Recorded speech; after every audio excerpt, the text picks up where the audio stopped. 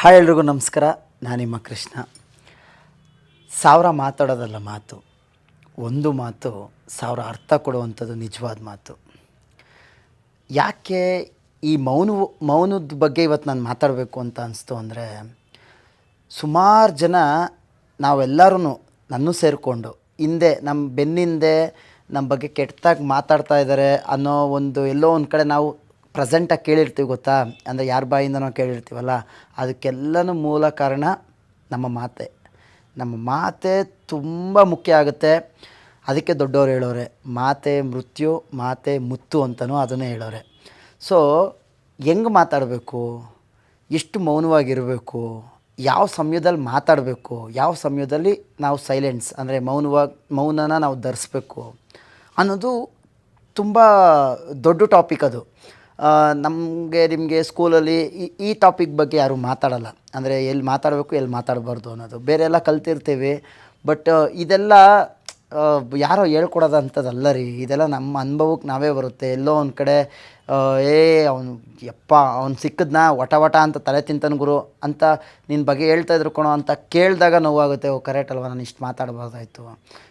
ಅವನ ಹತ್ರ ಅಯ್ಯೋ ಬರೀ ಖಾಲಿ ಮಾತೆ ಮಾತಾಡ್ತಾನೆ ಗುರು. ಇದೆಲ್ಲ ನಾವು ಯಾವಾಗ ಕೇಳಿಸ್ಕೊತೀವಲ್ಲ, ಆವಾಗ ಆ್ಯಕ್ಚುಲಿ ಇದ್ರದ್ದು ವ್ಯಾಲ್ಯೂ ಗೊತ್ತಾಗುತ್ತೆ.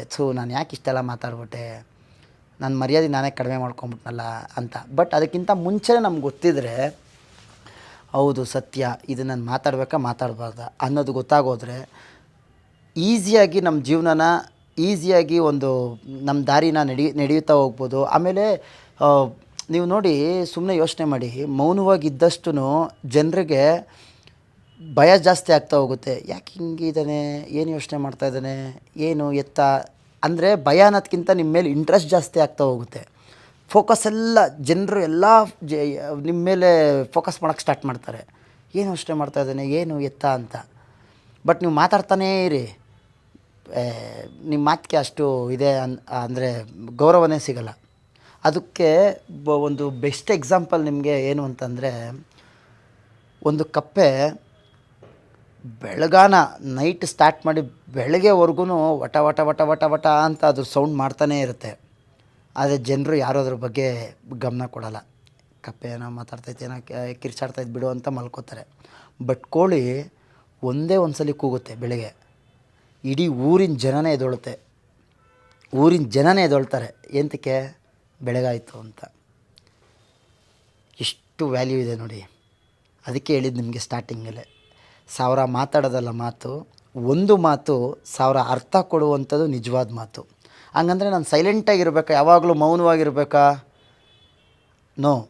ಒಬ್ಬ ಜ್ಞಾನಿ ಎಲ್ಲಿ ಮಾತಾಡಬೇಕು ಅಲ್ಲಿ ಮಾತಾಡಲಿಲ್ಲ ಅಂತಂದರೆ ಅಲ್ಲಿ ಸಮಸ್ಯೆ ಜಾಸ್ತಿ ಆಗುತ್ತೆ. ಒಬ್ಬ ಮೂರ್ಖ ಎಲ್ಲಿ ಮಾತಾಡಬಾರ್ದು ಅಲ್ಲಿ ಮಾತಾಡಿದ್ರೆ ಇರೋಷ್ಟು ಸಮಸ್ಯೆ ಜಾಸ್ತಿ ಆಗ್ತಾ ಹೋಗುತ್ತೆ. ಇಷ್ಟೇ.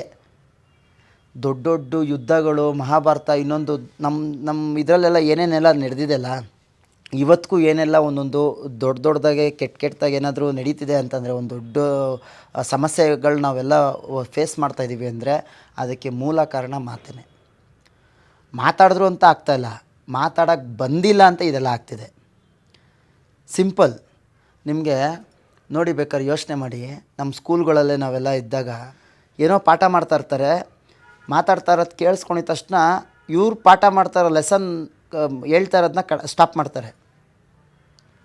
ಲಾಸ್ಟ್ ಬೆಂಚ್ ಸ್ಟೂಡೆಂಟ್ಸ್ ನಾವೆಲ್ಲ ಏನು ಮಾಡ್ತಾಯಿದ್ದೋ ಅವಾಗ, ಅಯ್ಯೋ ನನ್ನ ನೋಡ್ತವ್ರೇನೋ ಅಂತಂದ್ಬಿಟ್ಟು ಹಿಂಗೆ ಅವ್ರ ಕಡೆ ಗಮನ ಕೊಡೋಕ್ಕೆ ಸ್ಟಾರ್ಟ್ ಮಾಡ್ತಾಯಿದ್ದೋ.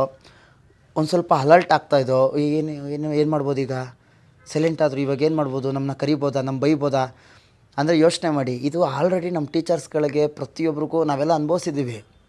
ಬಟ್ ಆ ಕೀ ಪಾಯಿಂಟ್ಸ್ ನಮ್ಗೆ ಗೊತ್ತಾಗಿರಲಿಲ್ಲ. ಯಾಕೆ ಅಂತ ನೀವು ಅನುಭವಿಸಿರ್ತೀರ. ಯಾರು ಲಾಸ್ಟ್ ಬೆಂಚ್ ಕೂತ್ಕೋತಾಯಿದ್ರಿ ಅವರೆಲ್ಲ ಇದನ್ನೆಲ್ಲ ಅಬ್ಸರ್ವ್ ಮಾಡಿರ್ತೀರ. ಇನ್ನೇನು ನಮ್ಮನ್ನ ಕರಿಬೋದಾ, ಇಲ್ಲ ನಮ್ಗೆ ಹೊಡಿಬೋದಾ, ಇಲ್ಲ ನಮ್ಮನ್ನ ಮೇಲೆ ಬೆಂಚ್ ಮೇಲೆ ನಿಲ್ಲಿಸ್ಬೋದಾ, ಇದೆಲ್ಲ ನಾವೆಲ್ಲ ಯೋಚನೆ ಮಾಡೋಕ್ಕೆ ಸ್ಟಾರ್ಟ್ ಮಾಡಿಬಿಟ್ಟಿರ್ತೀವಿ. ಅಂದರೆ ಬೇರೆ ಟಾಪಿಕ್ ಮಾತಾಡ್ತಾ ಇರೋರು ಅಷ್ಟೇ. ಎಷ್ಟು ಮೌನದಲ್ಲಿ ಅಷ್ಟು ಪವರ್ ಇರುತ್ತೆ. ಯಾರೋ ಒಬ್ಬರು ನಮ್ಮ ಜೀವನದಲ್ಲೇ ಆಗ್ಬೋದು, ನಮ್ಮ ಲೈಫಲ್ಲೇ ಆಗ್ಬೋದು, ನಮ್ಮ ಸಂಬಂಧಿಕರೇ ಆಗ್ಬೋದು, ಏನೋ ಒಂದು ಜಗಳನೋ ಇನ್ನೊಂದು ಮತ್ತೊಂದು ಒಂದೇಟು ಹೊಡೆದ್ಬಿಟ್ರು ಅಂದ್ಕೊಳ್ಳಿ, ಒಂದು ಸಮಯ ಕಳೀತಾ ಕಳೀತಾ ಕಳೀತಾ ಅದು ಮರ್ತೋಗ್ಬಿಡುತ್ತೆ. ಬಟ್ ಆ ಮಾತು, ಆ ಜಗಳದಲ್ಲಿ ಏನೋ ಒಂದು ಮಾತು ಆಡ್ಬಿಟ್ಟಿರ್ತಾರಲ್ಲ, ಸಾಯೋ ಕೊನೆ ಕ್ಷಣದವರೆಗೂ ನಮಗೆ ಆ ಆ ಮಾತು ಕಿವಿಯಿಂದ ಹೋಗಲ್ಲ. ಅದನ್ನು ಬಾಯ್ಬಿಟ್ಟು ಹೇಳ್ಬಿಟ್ಟು ಬಂದ್ಬಿಟ್ಟಿರ್ತೀವಿ, ನಾನು ಸತ್ರು ಇವನ ಮುಖ ನೋಡಲ್ಲ ಅಂತ. ಹೊಡೆದಿರೋದ್ಕಲ್ಲ, ಆ ಮಾತು ಕೇಳಿರೋದಕ್ಕೆ. ನಾನು ಸಾಯೋ ಬಂದರೂ ನೀನು ನನ್ನ ಮುಖ ನೋಡಬೇಡ, ನೀನು ಮುಖ ನೋಡಲ್ಲ, ನಾನು ಸತ್ರು ನೀನು ಬರಬೇಡ, ನೀನು ಸತ್ರು ನಾನು ಬರಬೇಡ ಅನ್ನೋ ಲೆವೆಲ್ಗೆ ಬಂದ್ಬಿಟ್ಟಿರ್ತೀವಿ. ಏಂತಕ್ಕೆ? ಮೂಳೆನೇ ಇಲ್ಲದಿರೋ ಈ ನಾಲ್ಗೆಗೆ ದೇಹದಲ್ಲಿ ಎಷ್ಟು ಮೂಳೆ ಇದೆ ಅಷ್ಟು ಮೂಳೆ ಮುರಿಯೋಂಥ ಕೆಪಾಸಿಟಿ ಇದೆ ಈ ನಾಲ್ಗೆಗೆ.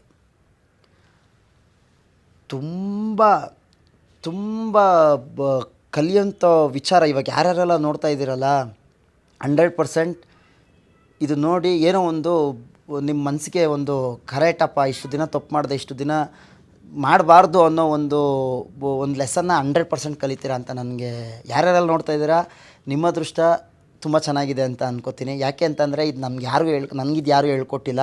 ಇದನ್ನೆಲ್ಲ ನಾನೇ ಅನಲೈಸ್ ಮಾಡ್ತಾ ಮಾಡ್ತಾ ಮಾಡ್ತಾ ಒಂದಷ್ಟು ನಾನು ಕೇಳಿದೆ. ಆವಾಗ ಅವನ ಜೊತೆ ಬಿಡಪ್ಪ, ಅವನು ಸುಮ್ಮನೆ ಮಾತಾಡ್ತಾ ಇರ್ತಾನೆ.